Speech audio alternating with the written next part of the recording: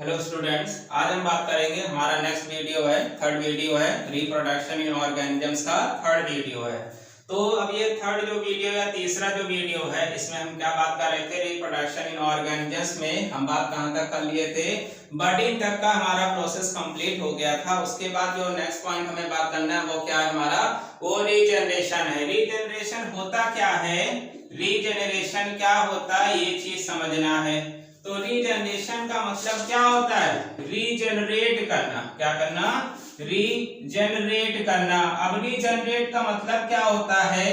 कोई भी animals, regenerate का मतलब क्या होता है? कोई भी ऑर्गेनिजम्स हो सकता है, लेकिन यहाँ पर जो ऑर्गेनिजम्स होता है वो कौन हो सकता है?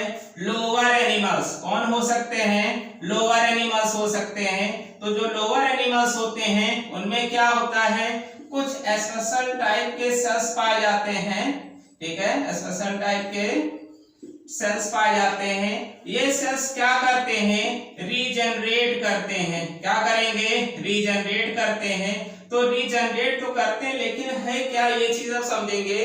तो मान लिया कोई भी बॉडी पार्ट्स है, अब वो बॉडी का जो पार्ट्स है लॉस हो गया। क्या हो गया? बॉडी का कोई पार्ट लॉस हो गया।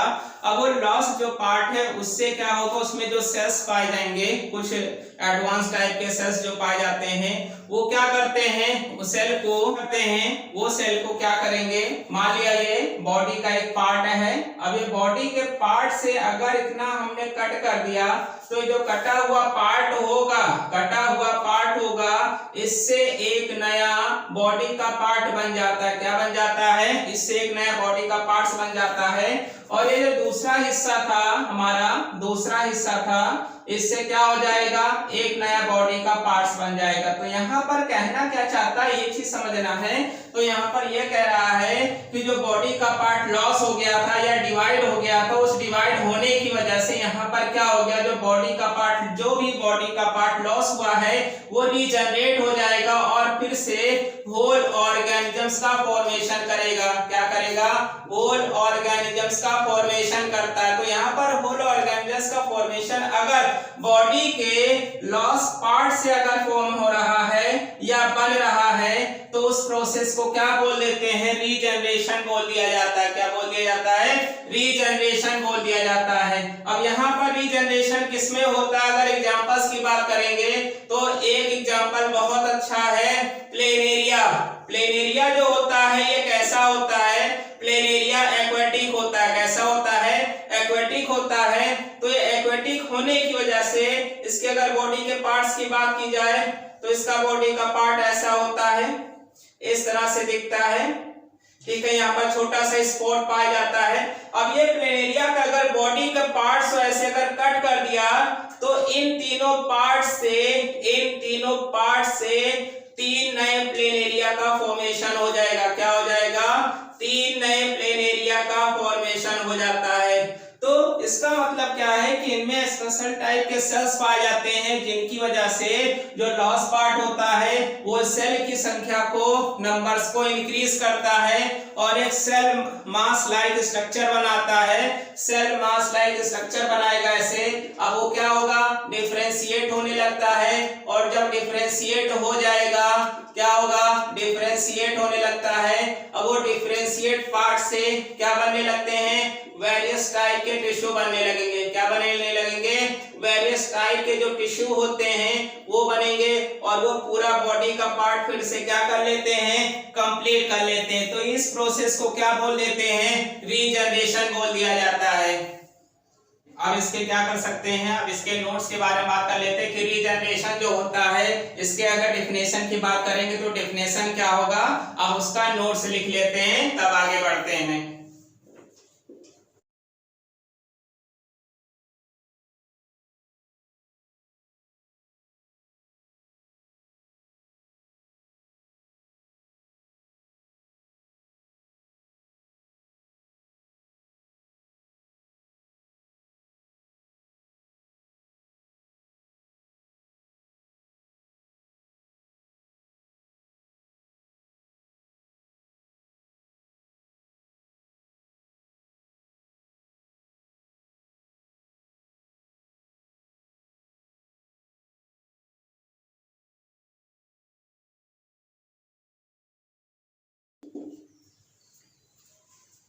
ये नोट्स हो गया। नोट्स किसका हो गया? रीजनरेशन। तो रीजनरेशन का डेफिनेशन पढ़ा कि डेफिनेशन क्या होता है वो भी हमने जाना। उसके बाद स्पेशल सेल्स होते हैं ये भी हमने जाना। अब उन सेल से क्या होता है, जो लॉस पार्ट हो जाता है उससे क्या हो जाता है, नए पार्ट फिर से फॉर्मेशन हो जाता है। ये किसमें होगा? प्लेनेरिया हो गया और स्टारफिश हो गया। इसके बाद जो नेक्स्ट पॉइंट हमें पढ़ना है वो क्या है? फ्रेगमेंटेशन। क्या है? फ्रेगमेंटेशन। फ्रेगमेंटेशन क्या होता है ये चीज समझेंगे। फ्रेगमेंटेशन, तो फ्रेगमेंटेशन जो रहता है इसमें क्या होता है, कोई बॉडी का पार्ट है, मान लिया एल्गी में अक्सर ऐसा होता है, ये एल्गी का एक पार्ट है जो कि कैसा होता है? एक्वेटिक होता है। कैसा होता है? एक्वेटिक होता है। अब ये बॉडी का पार्ट जो है किसी कारणवश, किसी रीजन की वजह से ये बॉडी का पार्ट क्या हो गया? ब्रेक हो गया। 1 2 3 कितने पार्ट में ब्रेक हो गया? 3 पार्ट्स में ब्रेक हो गया। और इन तीनों पार्ट से अगर नए प्लांट्स का फॉर्मेशन हो जाता है, नया फिर से ऑर्गेनिजम्स बन जाएगा। वैसे तो ये प्लांट्स है, प्लांट्स में ही अक्सर होता है और किसी में नहीं होगा। तो अगर प्लांट्स के बॉडी का पार्ट, अगर प्लांट्स का जो बॉडी है अगर वो छोटे छोटे फ्रेगमेंट्स में, छोटे छोटे पीसेस में डिवाइड हो जाता है किसी कारणवश, तो हर एक पार्ट्स जो होता है फिर से डेवलप हो जाता है। किसमें? होल ऑर्गेनिजम्स में। किसमें? होल प्लांट में। ऑर्गेनिजम्स यहाँ नहीं बोला जाएगा, प्लांट बोला जाएगा। तो होल प्लांट्स में अगर फिर से डेवलप हो जा रहा है तो ये जो प्रोसेस होता है उस प्रोसेस को क्या बोल देते हैं? फ्रेगमेंटेशन बोल दिया जाता है। क्या बोल दिया जाएगा? फ्रेगमेंटेशन बोल दिया जाता है। तो अगर पूछा जाता है फ्रेगमेंटेशन किसमें होता है तो एग्जांपल्स भी पता होना चाहिए, और दूसरा ये भी पता होना चाहिए कौन से एनिमल्स में होता है या ऑर्गेनिजम्स में होता है। तो ऑर्गेनिजम्स में तो होगा नहीं, टोटली किसमें होता है? जितने एक्वेटिक प्लांट्स होते हैं, जैसे एल्गी है, एल्गी ग्रो होती है, तो एल्गी में जो बॉडी के पार्ट्स होते हैं अगर किसी कारणवश ब्रेक हो जाते हैं तो उस टूटे हुए पार्ट से क्या होता है? नया एल्गी का डेवलपमेंट हो जाता है। और ये जो प्रोसेस होता है इस प्रोसेस को क्या बोल दिया जाएगा? फ्रेगमेंटेशन बोल दिया जाता है। फ्रेगमेंटेशन, और इस प्रोसेस को क्या बोल दिया जाएगा? इस प्रोसेस को फ्रेगमेंटेशन बोल दिया जाता है। अब इसके नोट्स की बात कर लेते हैं। अब इसके नोट्स की बात कर लेते हैं।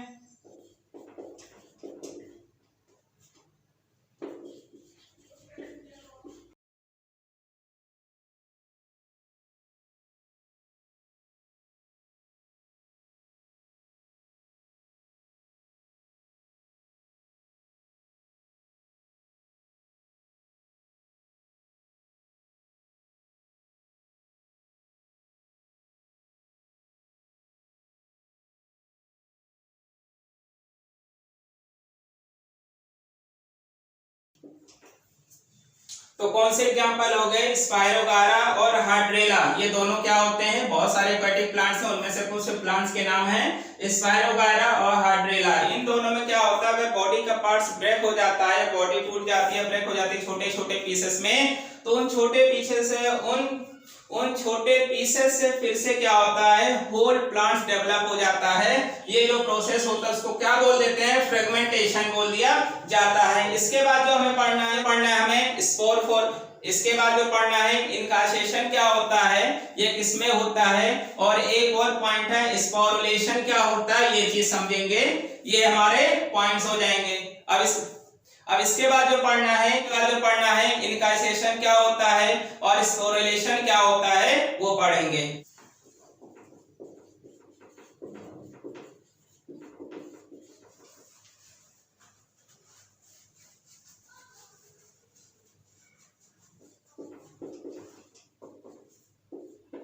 अब इनकासेशन क्या होता है? इनकासेशन में कोई भी ऑर्गेनिजम्स है, अब मान लिया मौसम कैसा हो गया, अगर वेदर जो है अनफेवरेबल कंडीशन में है, कैसा है? अनफेवरेबल है।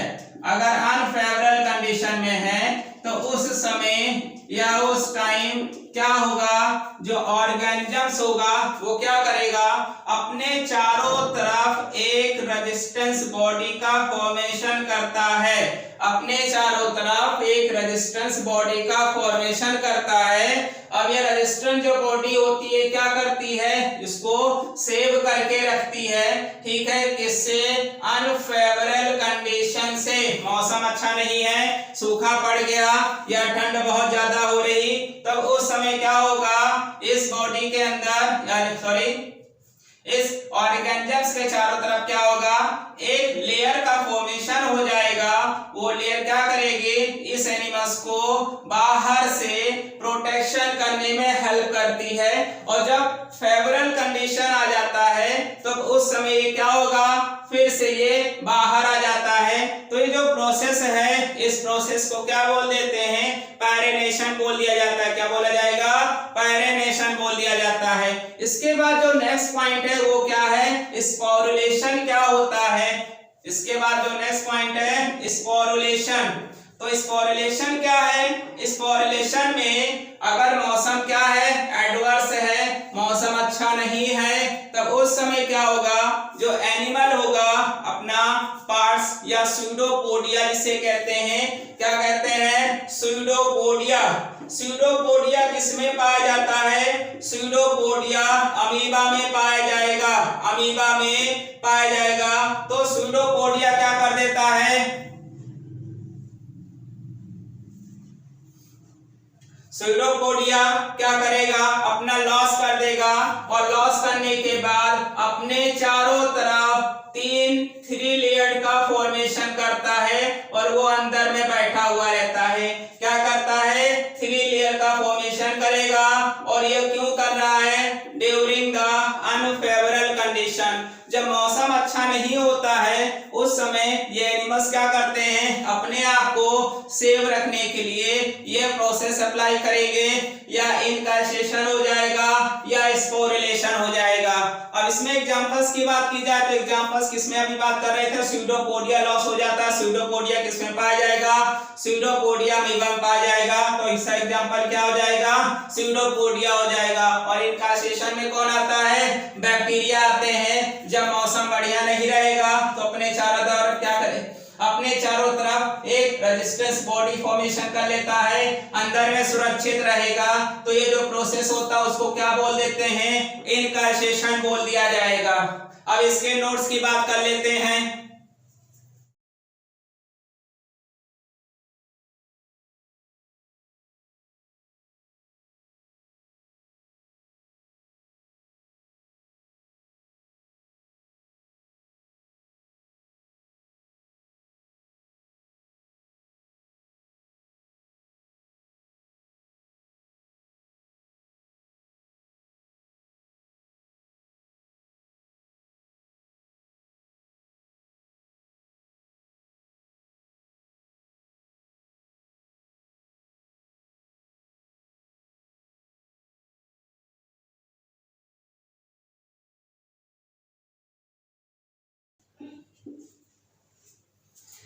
तुम्हारा ये पॉइंट हो गया इनकार्सेशन, और तो हमारा ये पॉइंट हो गया इनकार्सेशन। तो इनकार्सेशन में क्या होता है, अनफेवरेबल कंडीशन के दौरान ऑर्गेनिज्म जो होता है क्या करेगा, फीडिंग स्टॉप कर देगा, खाना खाना बंद कर देगा, और अपने चारों तरफ क्या करता है, एक रेजिस्टेंट बॉडी का फॉर्मेशन करता है। उस चीज को क्या बोलते हैं, पैरेनेशन बोल दिया जाता है।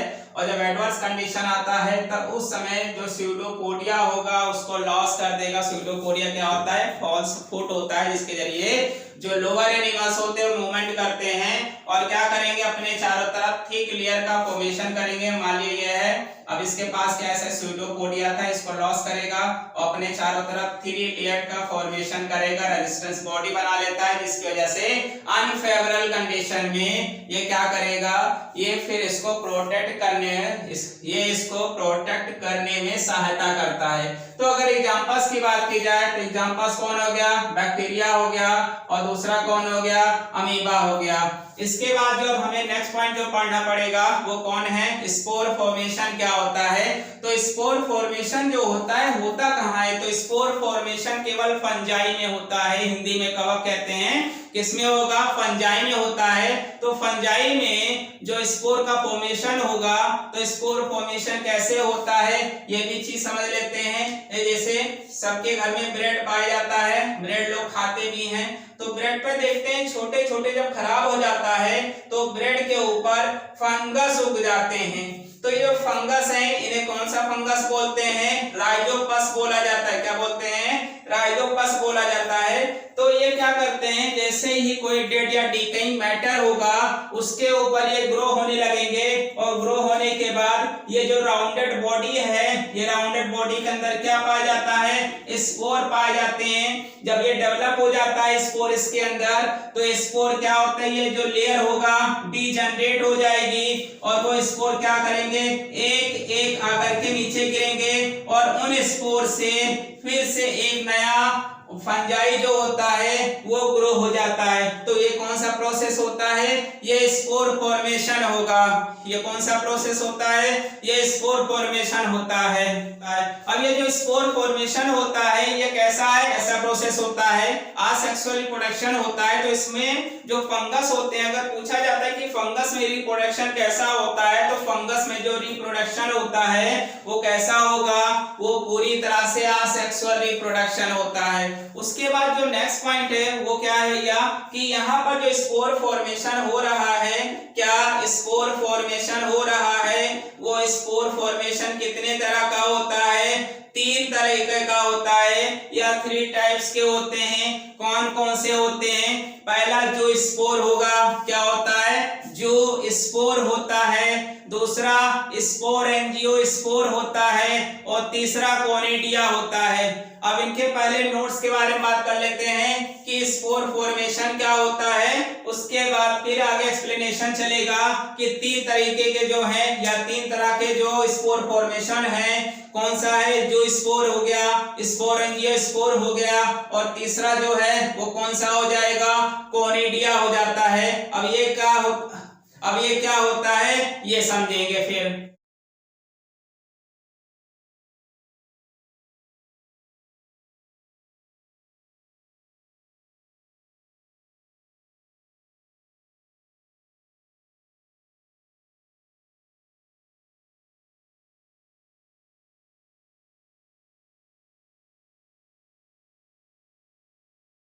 तो ये नोट्स हो गया। अब उसके नोट्स के बाद हमें क्या पढ़ना है? 3 तरह के थे, कौन से? जो स्पोर। जो स्पोर कैसा होता है? मोटाइल स्पोर होता है। कैसा होता है? Motile spore. मतलब ये क्या करेगा? ये स्पोर के पास क्या होगा? फ्लैजेला होता है। क्या होता है? फ्लैजेला होता है, और इसी फ्लैजेला की सहायता से ये स्पोर क्या करते हैं? मूवमेंट करते हैं। ये स्पोर क्या करते हैं? मूवमेंट करते हैं। दूसरा पॉइंट होता है, ये कहां? दूसरा पॉइंट हो जाएगा है फ्लैजेला। इनके पास क्या होता है? फ्लैजेला होता है फॉर मूवमेंट। किसके लिए? For movement. मूवमेंट करने के लिए इनके पास फ्लैजेला होता है, इसी वजह से इनको क्या बोलते हैं? मोटाइल बोला जाता है। अब ये डेवलप कहां होते हैं? तो डेवलप इनसाइड या इनटू द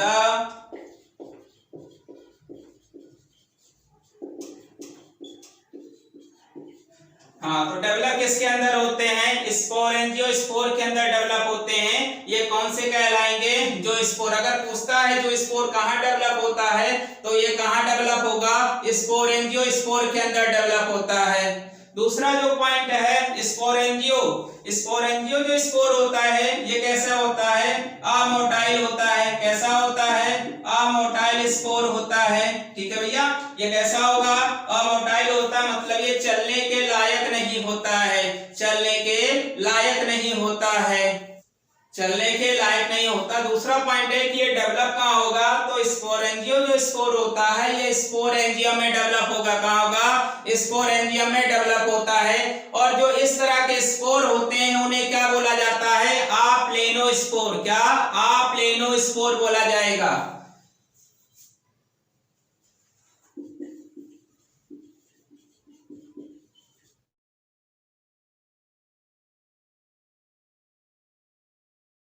तो हमारा स्पोरेंजियम स्पोर हो गया, ये नॉन मोटाइल होता है, ये अमोटाइल होगा। डेवलप कहाँ होता है? स्पोरेंजियम के अंदर डेवलप होता है। इस तरह के स्पोर को क्या बोलते हैं? आप प्लेनोस्पोर कहते हैं। अब कोनिडिया जो होता है ये भी नॉन मोटाइल होता है, और दूसरा ये भी है स्पोरेंजियम के ऊपर डेवलप नहीं होगा। स्पोरेंजियम के ऊपर डेवलप नहीं होता है। ये डेवलप किसके ऊपर होता है? कोनिडियोफोर के ऊपर डेवलप होगा। किसके ऊपर? कोनिडियोफोर। कोनिडियोफोर का मतलब क्या हो गया? जैसे कि ये बॉडी है तो इसको ऊपर इस फॉर्म में ये डेवलप होता है, इस फॉर्म में ये डेवलप होता है, तो ये क्या कहलाता है? कोनिडियोफोर कहलाता है। तो ये कैसे होते हैं? ये भी नॉन मोटाइल होते हैं, नॉन मोटाइल होते हैं, do not develop.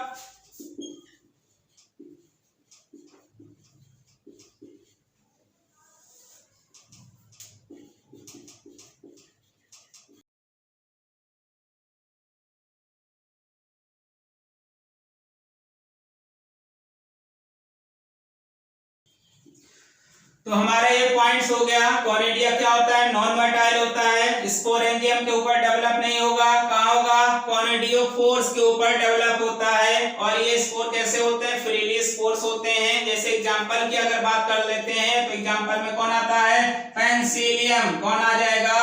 Penicillium. Penicillium अक्सर कहाँ ग्रो होता है? ऑरेंज के ऊपर भी ग्रो होता है, ग्रे कलर का होता है। इसको जब माइक्रोस्कोप में देखेंगे तो हम इसकी जो बॉडी होती है वो हमें ऐसे ही दिखेगी, ऐसे ही, इस तरह से इसकी बॉडी हमको दिखती है। ठीक है, ये ग्रे कलर का होता है। अब आगे है, इसके बाद ये हमारा क्लियर हो गया कि जो स्पोर क्या होता है, स्पोरेंजियम स्पोर क्या होता है, कोनिडिया क्या होता है। इसके बाद जो हमें पढ़ना है वेजिटेटिव रिप्रोडक्शन क्या होता है। वेजिटेटिव रिप्रोडक्शन क्या होता है वो इसके बाद हम समझेंगे। अब वेजिटेटिव रिप्रोडक्शन की बात करेंगे तो वेजिटेटिव जो रिप्रोडक्शन होता है ये किसमें होता है? केवल प्लांट्स में होगा, एनिमल्स में नहीं होता है। अब ऐसा क्यों है? क्योंकि ये कैसा है? असेक्सुअल रिप्रोडक्शन है। कैसा है? असेक्सुअल रिप्रोडक्शन का एक तरह का मोड है, तो जिसमें क्या होता है केवल एक ही ऑर्गेनिजम्स या एक प्लांट्स की जरूरत पड़ेगी। वैसे तो ऑर्गेनिजम्स में ये होना मुमकिन नहीं है। ठीक है, तो ये किसमें होता है? केवल प्लांट्स में होता है। किसमें होगा? केवल प्लांट्स में होता है। तो प्लांट्स में जो असेक्सुअल रिप्रोडक्शन होता है उसको किस नाम से जानते हैं? वेजिटेटिव रिप्रोडक्शन के नाम से जाना जाता है। वेजिटेटिव रिप्रोडक्शन के नाम से जाना जाता है।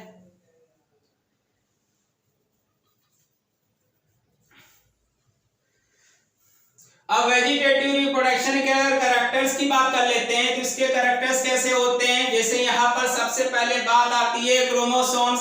यहाँ पर वेजिटेटिव रिप्रोडक्शन में क्रोमोसोम की संख्या कैसी होगी? क्रोमोसोम की संख्या कैसी होगी? क्रोमोसोम की संख्या कांस्टेंट रहेगी, ना बढ़ेगी ना घटेगी। क्या नहीं होगा? ना बढ़ती है ना घटती है। दूसरा पॉइंट क्या होता है? गैमेट्स का फॉर्मेशन यहाँ नहीं होगा। गैमेट्स क्या होता है? गैमेट्स क्या होता है?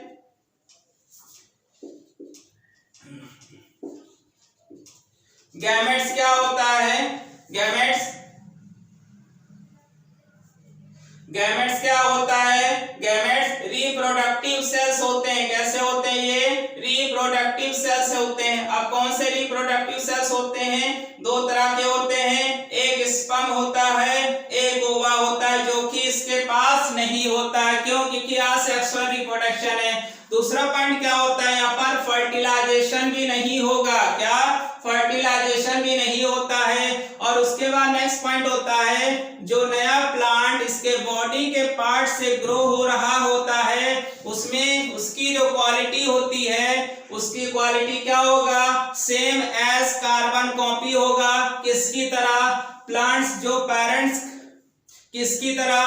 पेरेंट्स की तरह सेम होगा, क्योंकि उसके बॉडी को पार्ट्स को कट करके हम किसी भी जगह पर लगाएंगे तो उसका क्वालिटी और उस प्लांट्स का क्वालिटी, दोनों का क्वालिटी कैसा होगा? सेम होगा। अब इसके नोट्स की बात कर लेते हैं।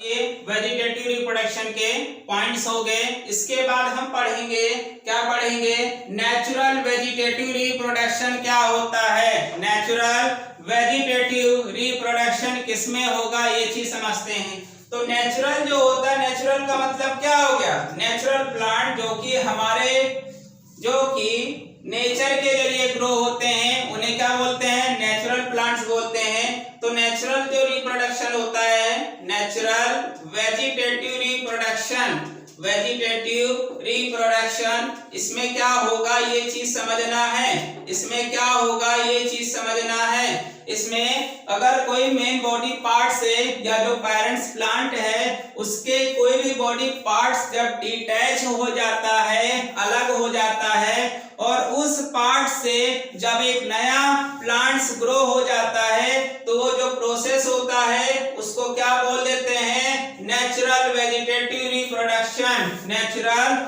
वेजिटेटिव रिप्रोडक्शन बोला जाएगा। ठीक है, इसमें कौन नहीं इन्वॉल्व होगा, ह्यूमन बीइंग्स इन्वॉल्व नहीं होंगे। बिना ह्यूमन बीइंग्स के हेल्प के अगर बॉडी के पार्ट से, अगर बॉडी के पार्ट से अगर नया ऑर्गेनिजम्स बॉडी के पार्ट से अगर नया प्लांट ग्रो हो जा रहा है तो उस प्रोसेस को क्या बोलते हैं, उस प्रोसेस को हम नेचुरल वेजिटेटिव रिप्रोडक्शन बोल दिया जाता है। अब इसके नोट्स की बात कर लेते हैं।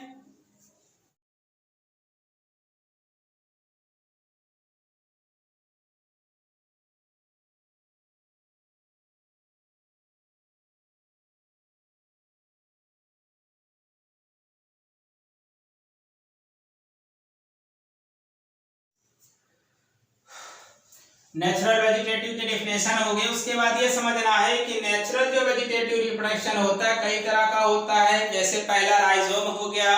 राइजोम क्या होता है, किसमें पाया जाता है, ये सबको पता है, घर में भी देखा हुआ है। अदरक किसे बोलते हैं, अदरक का जो स्ट्रक्चर जो हमें मिलता है वो क्या होता है, राइजोम ही होता है। तो राइजोम क्या किसमें पाया जाएगा, राइजोम जो होगा वो किसमें मिलेगा, राइजोम जिंजर में पाया जाता है। ठीक है, अब ये पूछ लेते हैं कि राइजोम किसमें फॉर्मेशन होगा, तो जिंजर में देखते हैं उसमें क्या होता है, उसका बॉडी का स्ट्रक्चर ऐसे रहता है, तो ये क्या कहलाता है, ये राइजोम कहलाता है। तो यहाँ पर छोटे छोटे ऐसे हेयर लाइक स्ट्रक्चर से पाए जाते हैं। ठीक है, तो ये राइजोम्स होते हैं, ये अंडरग्राउंड स्टेम है। ये पूछा जाएगा कि एक अंडरग्राउंड स्टेम का नाम बताओ, तो जिंजर क्या है, जिंजर, इसे क्या बोलते हैं, अदरक बोलते हैं। ये अंडरग्राउंड स्टेम होता है। अब इससे क्या होगा, अगर इस चीज से अगर ये क्या करते हैं, छोटे छोटे बड प्रोड्यूस करते हैं, अगर उनसे एक नया प्लांट्स का फॉर्मेशन हो रहा होता है तो वो कौन कहलाएगा, वो राइजोम के जरिए कहलाएगा कि राइजोम से डेवलप हुआ है।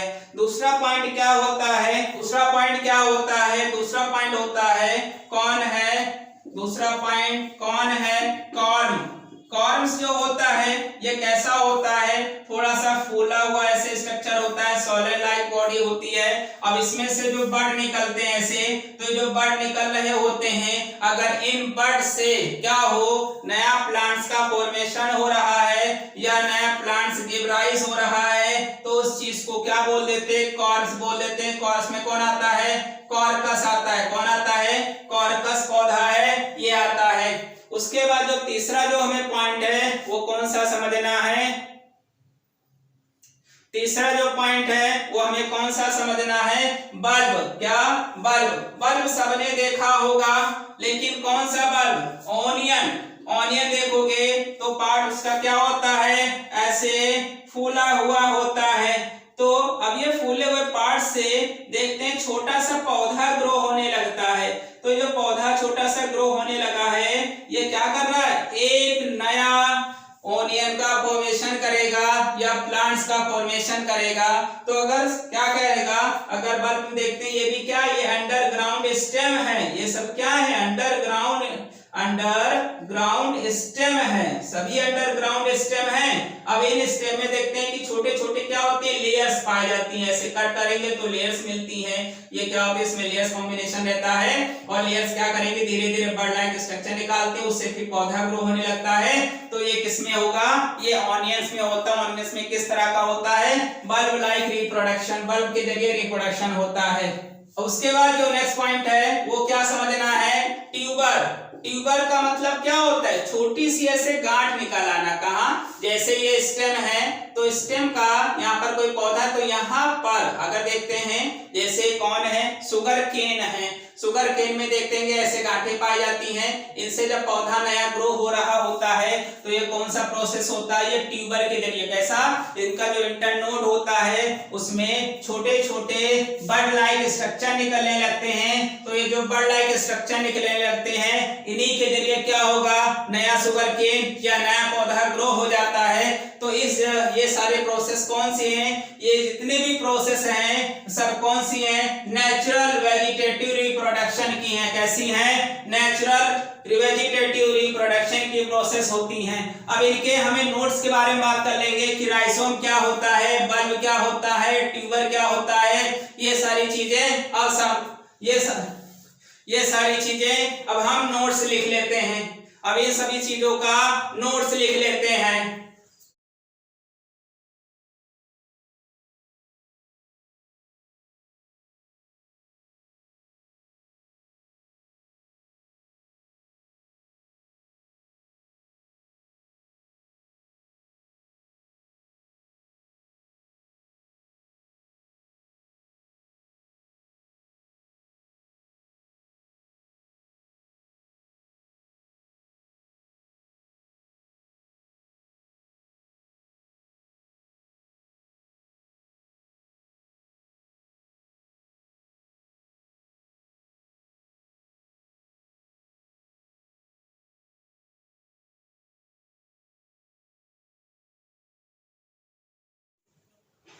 अब ट्यूबर्स की बात कर लेते हैं। ये हमारे नोट्स हो गए। एक हमारा बचा हुआ था ट्यूबर्स। ट्यूबर्स क्या होता है, ये भी अंडरग्राउंड स्टेम होता है। कैसा होता है, अंडरग्राउंड स्टेम होता है। तो इसमें भी क्या होगा, बड प्रोड्यूस होता है और उस बड से क्या होता है, एक नया प्लांट्स ग्रो हो जाता है। तो ये जो प्रोसेस है ये क्या कहलाएगा, ट्यूबर्स। तो यहाँ पर नोड्स का फॉर्मेशन होता है। क्या होता है, जो इंटरनोड होते हैं उनके ऊपर एक छोटा सा बड प्रोड्यूस होता है और इसी बड से एक नया पौधा ग्रो हो जाता है। तो जहां पर ट्यूबर के जरिए अगर पौधा ग्रो होगा तो वो प्रोसेस क्या कहलाता है, वो प्रोसेस जो होगा नेचुरल वेजिटेटिव रिप्रोडक्शन पढ़ ही रहे हैं, प्रोसेस ट्यूबर्स कहलाएगा। अब इसके नोट्स की भी बात कर लेते हैं।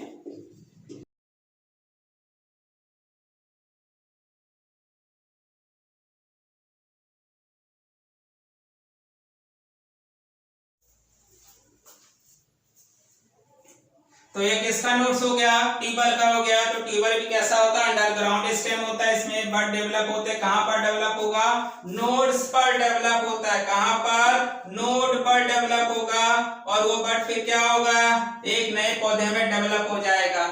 तो ये जो प्रोसेस है ये कौन सी है, ये नेचुरल वेजिटेटिव रिप्रोडक्शन है। पूछ लेते हैं भैया, बल्ब क्या होता है, या ट्यूबर क्या होता है, या कॉर्म क्या होता है, या राइजोम क्या होता है, या कहेगा नेचुरल वेजिटेटिव रिप्रोडक्शन से होने वाले कुछ एग्जांपल्स बताओ, किसके जरिए ऐसा हो सकता है। तो राइजोम के जरिए, कॉर्म के जरिए, बल्ब के जरिए, और दूसरा जो है लास्ट जो है कौन हो जाएगा, जो नेक्स्ट है ट्यूबर हो जाएगा। तो ये हमारा किसका नोट्स हो गया, ये वेजिटेटिव रिप्रोडक्शन और बाकियों का नोट्स हो गया। इसके बाद नेक्स्ट वीडियो आएगा जो कि कौन सा होगा, 4th वीडियो होगा। ये हमारा 3rd वीडियो है।